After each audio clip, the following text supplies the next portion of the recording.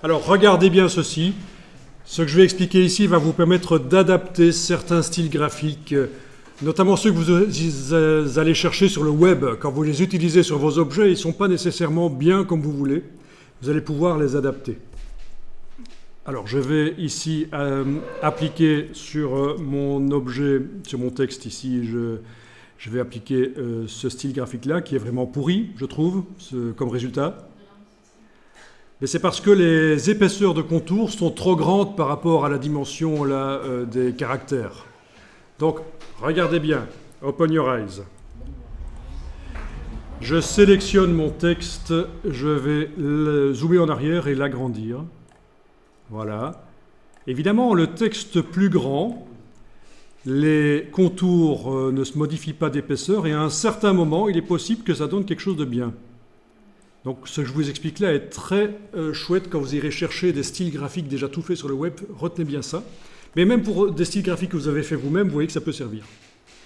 Une fois que vous avez le bon aspect de contour là sur vos lettres, il va falloir aller enclencher dans les préférences générales.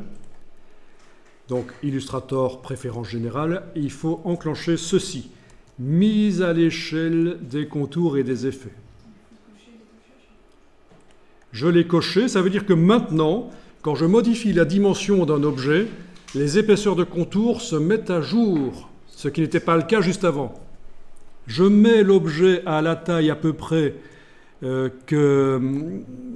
objets sur lesquels je vais appliquer le style graphique plus tard. Hein, donc, par exemple comme ça, voilà. Vous voyez, les contours se sont mis à jour. Il me reste à ajouter, à créer un nouveau style graphique au départ de cet objet. Voilà, il est là. Donc j'ai mon ancien style graphique qui est là, qui est vraiment pourri, on le connaissait, hein, on l'a vu, et j'ai le nouveau qui est là. Il faut que je sélectionne, et qui fonctionne mieux. Vous voyez?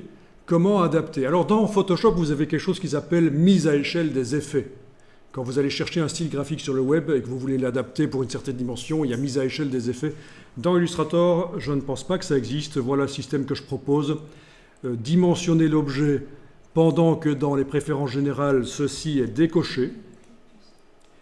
Une fois que vous avez le bon aspect, vous allez enclencher dans les préférences générales la mise à échelle des contours et des effets, vous redimensionnez votre objet, vous ajoutez à la palette style graphique quand c'est bon. Et donc n'importe quelle forme qui va recevoir ça, c'est bon. Hein, je veux dire, je pourrais aller faire des petites étoiles ou n'importe quoi. D'autres textes, peu importe, ils vont pouvoir recevoir ça.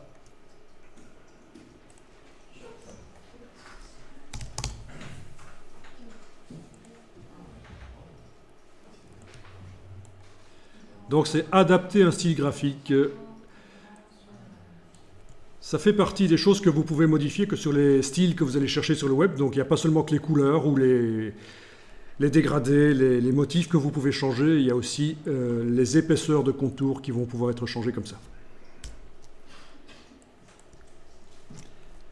Bon, ben je vais essayer sur un autre. Donc ceux qui ont loupé l'explication là vont pouvoir regarder à nouveau.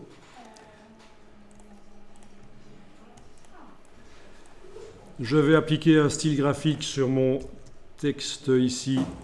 Ça donne vraiment pourri, alors que sur mon cercle tout à l'heure, ça donnait bien.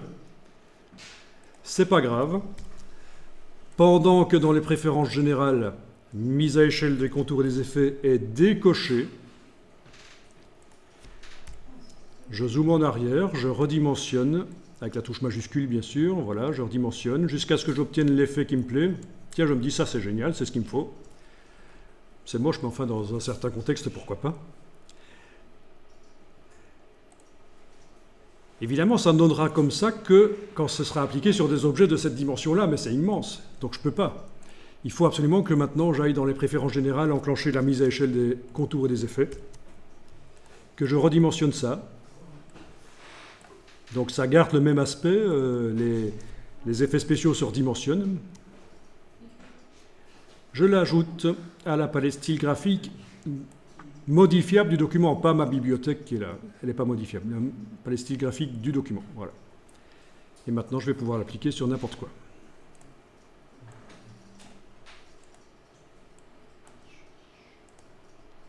Ça ouvre vraiment des perspectives au niveau créatif, ça.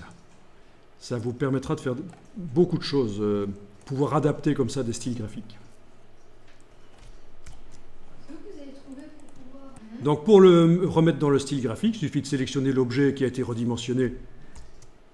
Et dans l'appel style graphique, on clique sur l'icône de bloc de feuille et voilà, il y est.